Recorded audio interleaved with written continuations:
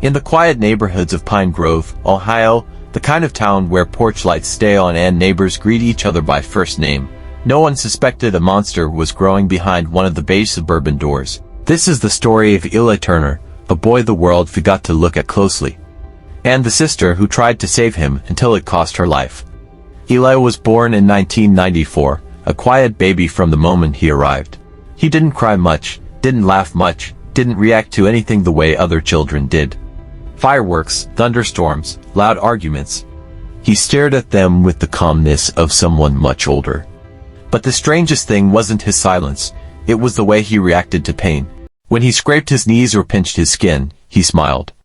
Not from joy, but from fascination. Even as a toddler, he watched life differently.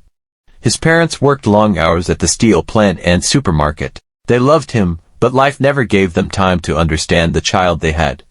Teachers described Eli as emotionless, observant, polite, yet unnerving. He asked questions no one was prepared to hear from a 6-year-old. Why do people scream? What does dying feel like? Why do bodies stop moving? But adults brushed these off as kids being weird.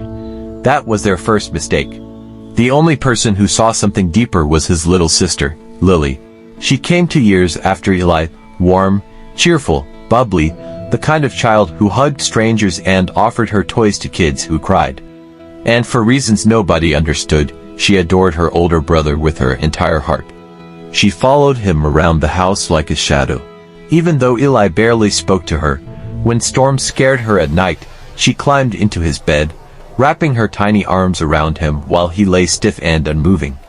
One night, when Lily was 4, she looked at Eli with wide innocent eyes and asked, "Do you love me?" He stared at the wall and said, "I don't know what that means." And she, being Lily, hugged him anyway. As the years passed, Eli's strange behaviors grew. Neighborhood pets began disappearing, first a cat, then 2 dogs, then a rabbit. People blamed coyotes, blamed stray animals, blamed everything except the boy right next door.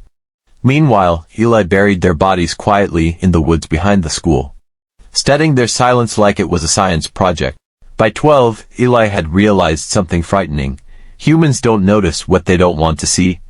And he used that lesson well. As he entered his teenage years, he learned a powerful trick, the mask. He studied the way kids laughed, the way they joked, the way they reacted to things. And then he mimicked them, not perfectly, but well enough that people stopped looking too closely.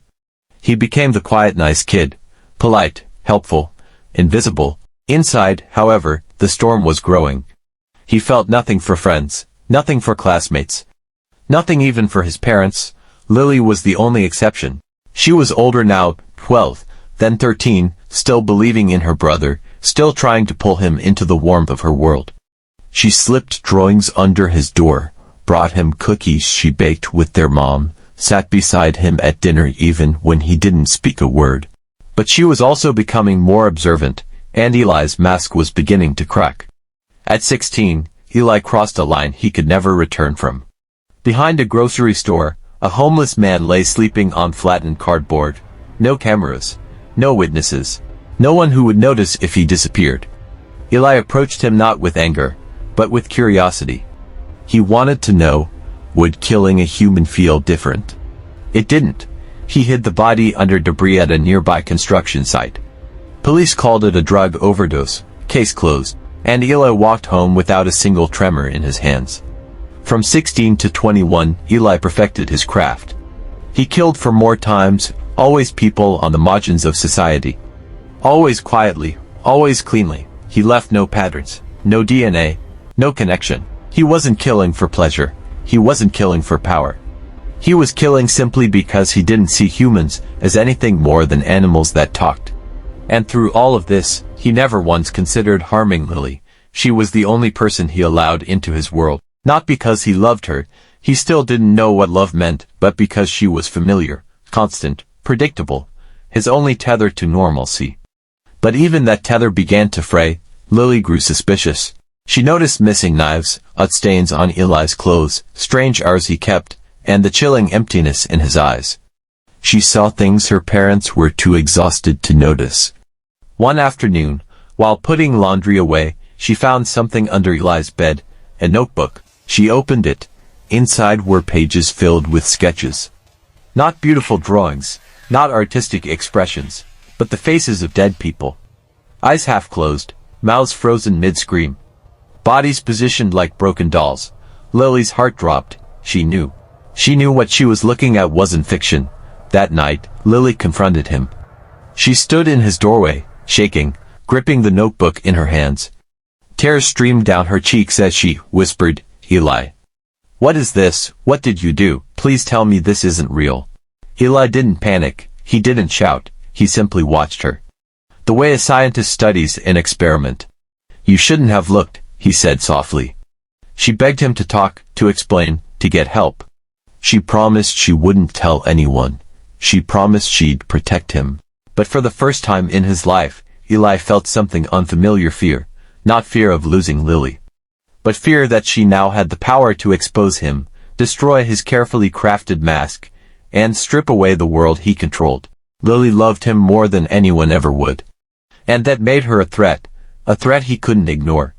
What happened next would haunt Pine Grove forever. It was a cold September night. Wind rattled the windows. The Turner parents were on a late shift, unaware of the storm brewing inside their home. Lily tried to run. She tried to call 911, but the call never connected. Eli cut the power before it could. She locked herself in the bathroom, sobbing into the phone, praying the signal would return. Eli calmly broke the door, not with rage, but with precision. "Don't make this harder," he whispered.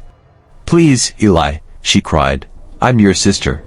His expression didn't change. His voice didn't rise. "I don't know what that means," he repeated, the same words he had spoken when she was 4. She fought, she clawed, she screamed. But Eli was stronger, colder, and terrifyingly calm. When Lily finally stopped moving, Eli stared down at her with an emotion he couldn't identify. For the first time in his 21 years. He cried. Not for her death, but for the silence that followed.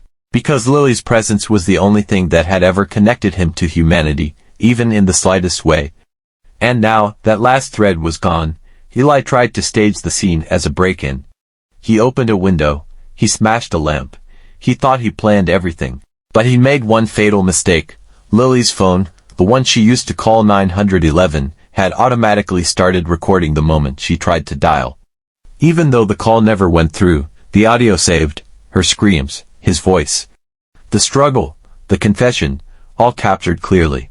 When police arrived the next morning, alerted by a worried coworker who hadn't heard from Mrs. Turner, they found Eli sitting on the bedroom floor with Lily in his arms, rocking her gently like a child holding a broken doll.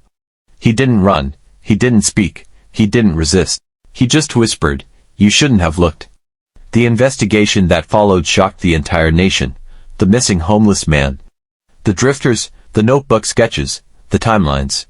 The perfect invisibility of a boy who seemed quiet but polite. Neighbors were stunned. Teachers horrified. Reporters called him the boy nobody saw coming. Experts labeled him a high-functioning sociopath shaped by emotional neglect, trauma, and a brain wired for detachment. But Lily's diary told a different story, the story of a girl who tried desperately to reach her brother. He feels things but doesn't know how to show them. "I think he's lost. I think he's hurting. I just don't know how to help him." In the end, Lily Turner was the only person who truly saw Eli, not as a monster, not as a ghost, but as a human being drowning in silence. And for trying to save him, she became his final victim. Eli Turner was sentenced to life without parole. When asked why he killed his sister, he only said, "She saw me." A chilling reminder that sometimes, the most dangerous people are not the ones who stand out, but the ones we never bother to understand. And in the quiet town of Pine Grove, Ohio, the house where the Turner family once lived now sits empty, the lawn overgrown, the curtains drawn, the porch light permanently off. Because behind some doors, darkness grows quietly, until it decides to open. If you found this story as chilling as it was true to life, don't forget to hit the like button, subscribe, and turn on notifications so you never miss another deep dive into the darkest corners of hidden crime. Thanks for watching, and stay safe out there.